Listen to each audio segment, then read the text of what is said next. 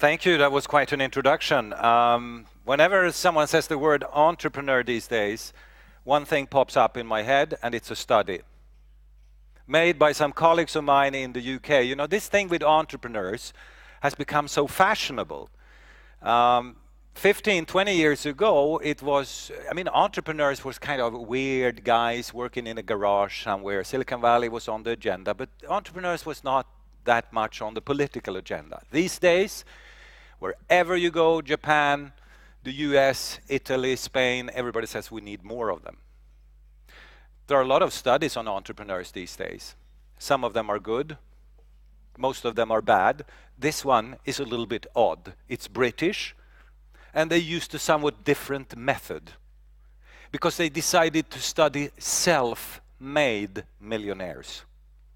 You know, no lotto, no tipping, no old money, just the self-made millionaires. And you can probably also understand the idea that once you get those guys, you will start to scrutinize them. Men, women, immigrants, education, background, who are they? There was nothing there. There was nothing there. Only one thing they found. Almost half, 44% of those people were either dyslexic or autistic or both. So keep that in mind. You know, having spent a long time at the Stockholm School of Economics where you need top grades to get in, you know, you start to reflect a little bit on a couple of things. Now, 2019, 10 years from now, it will be a little bit warmer, most probably. Barack Obama will look a little bit, well, he will still look young, probably. He will stand center stage of politics, and we can look back, I think, and understand a couple of things. This crisis, the 2008-2009 crisis, put an end to a couple of things. It was not capitalism, really, that had a crisis, 2008-2009. Capitalism is not an ideology. And I think more people understand that today than ever. Capitalism is not an ideology, it's just a machinery. It's a very sophisticated machinery that only can do one thing. It can sort the efficient from the inefficient. And you can feed anything into this machine, restaurants, hamburger joints, hotels, car manufacturers, anything you can feed into this machine, and the machine will create two piles. Efficient, Toyota, inefficient, General Motors. You also know the rest of the story. The efficient ones will be rewarded. You know, cigars, champagne, what have you. Inefficient ones, no cigars, no champagne, Saab. Yeah, you know the rest of the story there too. All right, this is capitalism. It's just a machinery that can do this job for us. And we can't look upon it as some kind of ideology or a paradigm or something like that. Now, the crisis 2008-2009, when you look back at it, we will then understand that it was an ethical crisis. It was a crisis for globalization and politics. And it was an end for an absolute end for the industrial paradigm. I will say a few words about this. Ethical crisis. Why? Because capitalism and geography has been growing together, always. Companies were born somewhere. Entrepreneurs lived somewhere, and they were a part of the local community, right? Makes sense. Capitalists have always paid back a little bit to the local community, donations, charity, parks, schools, what have you. After the Second World War, we started to break that link. We broke the link between geography and capitalism. And when there is no link between geography and capitalism, there are no checks and balances in the system. You don't have to meet the people of the community when you go to church on Sunday. You don't have to answer to any local people why your bonus is so high. You don't have to report to anyone. When you break the link, geography and capitalism, things start to happen. Number two, This was an ethical crisis, a crisis for globalization. Yes, the 2008-2009 crisis underlined that capitalism, or the market economy, is now so much bigger than any political unit we have on planet Earth. Not even the United States, China, the European community, no one could control it alone. Collaboration was necessary. That was clear. 20 countries had to sit down together to sort out the situation. A full stop to the industrial paradigm? Yes. 1844, spinning jenny in the UK. You remember from your school books probably. It started, industrialization, the thing that made us rich. It was not oil that made us rich. It was not gas that made us rich. It was industrialization and science, together with a little bit of work ethics. Now, one critical underlying assumption of industrialization, there were several, but one critical underlying assumption was unlimited resources in a number of critical dimensions. Unlimited resources. Air, water, silence, space, etc. Unlimited resources. I think we all now understand that there is no such thing in any dimension as unlimited resources, and it requires a completely different logic for the industrial project. And that is probably one of the reasons why we see the decline of the mega corporation. Never in the last 60 years has big corporations accounted for as little of the world production as they do today, and by 2019 even less, probably less than 5% of the world GDP. The world will be, and will continue to be, for the foreseeable future, populated by what we call mini and midget multinationals. Now, what is mini and midget multinationals? It's small multinational firms, 20, 30, 50, 80, 200 employees, but still with operations in maybe 15, 20, 25 countries. You do what you do it well, and you do it around the world. That is the mini or the midget multinational. Now, when you look back,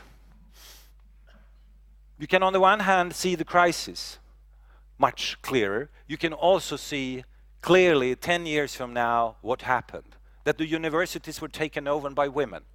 It was in the making already 2009. By 2019, probably 2/3 of the students will be women, all around Europe, in Morocco, as well as in the Middle East. It was clear already 2009 that this was in the making.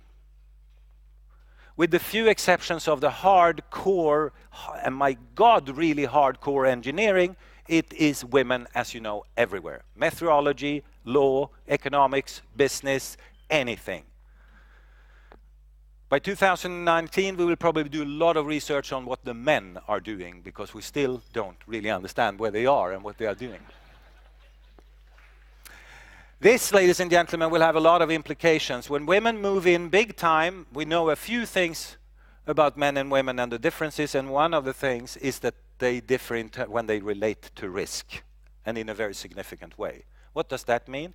It means that I'm not sure that Lehman Sisters would have run their company in the same way as Lehman Brothers, if you see what I mean. That they would have taken the same risks, used the same financial instruments, etc. It is quite clear by 2019 that we have moved completely out of the family. We started to do that already in the 60s, and by 2019 we are completely moving into this, living alone. As of 2009, we had about 60% of the households in Stockholm single. By 2019, we will have 70 to 75% single households here in Stockholm and in major urban areas around the world, because this is not Scandinavia. This is Chicago, this is Istanbul, this is Athens, this is Italy, this is all other cities and urban areas around the world. Remarkably enough, we see increasing birth rates at the same time as the propensity to form a family go down. We live in cities more than ever. By 2019, it is close to 70% of humanity in urban areas. By 2009, it was 52%, a dramatic increase in 10 years. By 2040, we will be 85 to 90% of humanity in large urban areas. Finally, the European Union is transformed into the Switzerland of the world in economic terms. A museum, a rich museum, but still a museum. In terms of size, economic influence and power, the whole of the European Union will in relative terms be possible to compare with Switzerland 2009. The US, still being number one in terms of innovation, will continue to be number one in terms of innovation, way beyond 2019. Why? Because the US is not a country. It is not a country. The US is an idea. The remarkable implication of this is that anyone can become American, and that it takes less than 5 years to become American. You can be born anywhere in the world and you will be transformed into an American in less than 5 years. Then kids go to school, charity work in the weekends, pickup truck in the garden, revolver in the drawer, the whole shebang, and you are born in Austria. You know who I'm talking about. Now, this means that the United States of America has this remarkable ability to mop up all the good people of the world, plug them into the system and make them play within a very short time. How long time does it take to become French? Well, it's not 3 years, I can assure you that. To become Japanese, somewhat longer than 3 years. To become Finnish, usually 3 generations. To become American, 3 years. This means that the US will probably continue to be the center of innovation for the foreseeable future. Europe continues to struggle along those terms that I mentioned before, a rich museum. Now, lots of changes, as you can see. However, there are a few things that are remarkably stable. Gravity. I love gravity because it's there every morning. You can rely on it. You know, lots of change, but gravity is there. I will discuss that later with the guys from KTH. Now, if I can continue to rely on gravity. Now, there are a few things also in our area you can rely on. What a company is won't change. And I think we have a deeper understanding than ever of what a company is and what it has to be in order to be successful. Any company, any business venture needs an underlying idea. You know, that goes without saying. IKEA, good idea. Tetra Pak, fine, super idea. iPhone, fantastic. At some level, it's an idea. As you know, fellow entrepreneurs, most ideas are bad.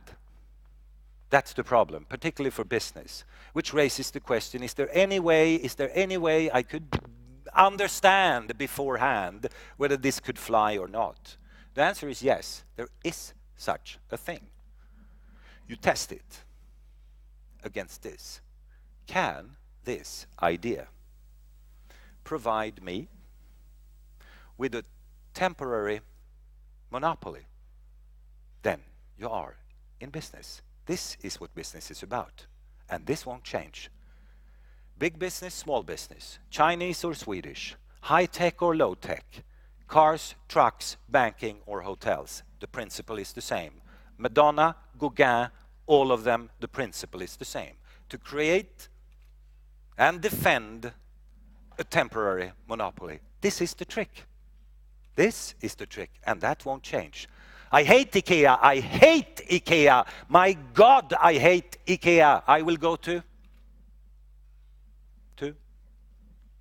IKEA. You see, it's called a temporary monopoly in the furniture industry. You can test it on mobile phones, mobile phones, mobile phones, mobile phones, mobile phones, iPhone. Some people would say it's not a mobile phone. If you go to the computer people, they will say it's not a computer either. It's an iPhone, which means it's a temporary monopoly, and here we go again. This is the trick. Behind those temporary monopolies, you usually find a human creation of some kind, a thought, an idea, which basically defines economics of our time. It revolves around talent more than ever. All the other things you can in principle buy. In principle buy. We have markets for everything nowadays. Everything. I think it's time for us now, after all these years, to start to enjoy capitalism. We have no living option, and entrepreneurs are the ones that really do that. Enjoy capitalism to the fullest. Thank you very much. Thank you, Kjell. Thank you. Have a seat. Thank you very much Please. indeed. I can take that. So, I don't know how I'll sit here. And I sit here. Yeah, good. So, Lehman Sisters, that was fun. We'll have to talk about the people from KI and KTH in just a moment about what it means to be. But I had a couple of questions here. Mm-hmm. Why do people, because you praise America or the US. Most people, when you talk about the US these days, get something wild in their eyes and say, oh, the decline is near, here comes insert whatever, Norway or China or India and so on. Why are you so confident? And what would you say to those people who are highly, highly critical of the US? If I remember right, I think Stanford over the years have gotten like 25, 27 Nobel Prizes-ish. That order of magnitude, is that right? It's over 20. We can be sure if we say over 20. One university. One university. That's like a Nobel Prize factory. Most countries in the world would be happy if they receive 2 or 3. What is the trick? The trick is to go and see the faculty, what they look like, and ask them where they are born. Because they come from Russia, from Turkey, from Sweden and from Korea, from India and from China, and from anywhere you could think of on planet Earth. This is the trick, except California. Silicon Valley, most of the people in Silicon Valley are not born in the United States. There are shiploads of research on this. It's over and above 80% of the people in the valley, they are not Americans. They are not born in the US. Norway, no, that won't happen in Norway. But aren't we seeing, I mean, I've like many here read, you know, that Chinese universities are bullish, they are hiring and paying Stanford professors. Yes. A lot more than Stanford are. Yes. But you see, the trick is what is called the open society. There are lots of research on,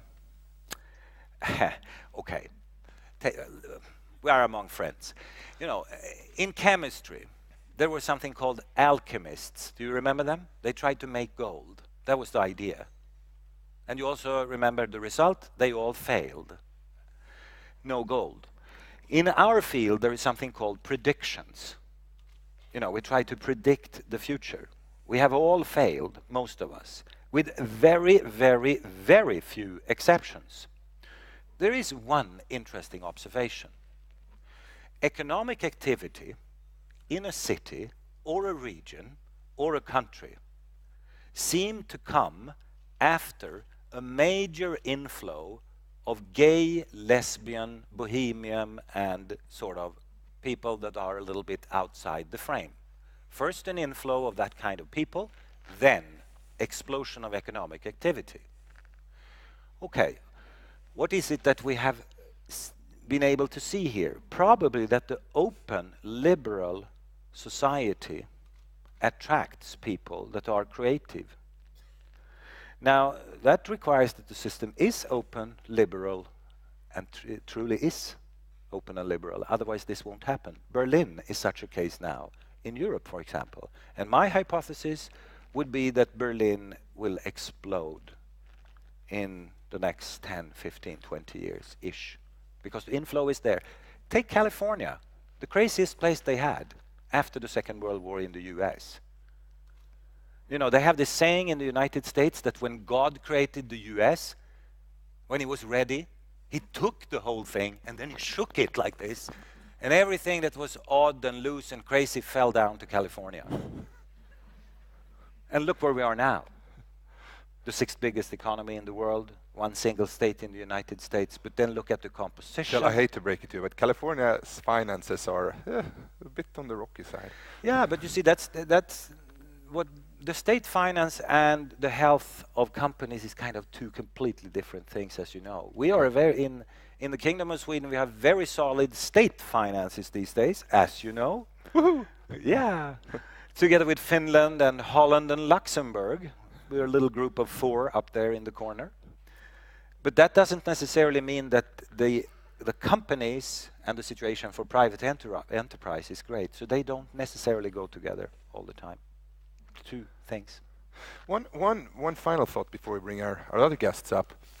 You've talked a lot about the decline of nations, and yet here we are talking about China and Holland, and you mentioned the odd urban area, but where are we going with this? Will we still have flags and soccer championships in 10 years? And yeah, maybe. We will probably have flags. We have Christmas also, you know, and a couple of other odd things. But we are moving in to a world of cities. We are already there today. And I see very few countervailing forces. As I said earlier, we will have 75 to 90% of humanity in cities in the next 50 years. It's difficult to say whether it's 2036 or 2042, but that's the direction. There is no such thing as Austria 2030. There is Vienna, full stop. And the rest is economic junk space. Skityta på svenska. Sweden will be a lot of skityta, and then Malmö, Stockholm, that's and Göteborg. harsh, though. Come on, Lapland is beautiful. Yeah, but from an economic perspective, it's skityta. They have hydropower. Yeah, fine.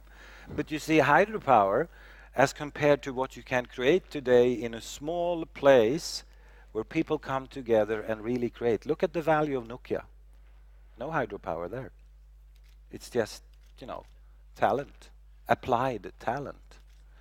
It will be a world of cities. I already today have clients that not use nation state at all when they look at the market. They only talk about Chicago, New York, Seattle, London, Düsseldorf, and Vienna, because that's where the clients are, the meetings are. There is no such thing as Russia from their perspective. Russia is 2 cities, St. P and Moscow. That's 70% of the economic activity. London accounts for almost 70% of the economic activity on that island. They have huge meetings like this to discuss how the other cities should be able to survive. I'm talking about Birmingham, Leeds, Nottingham, and all the other places that are today slowly but surely becoming desolated because of the attraction of London. Kjell,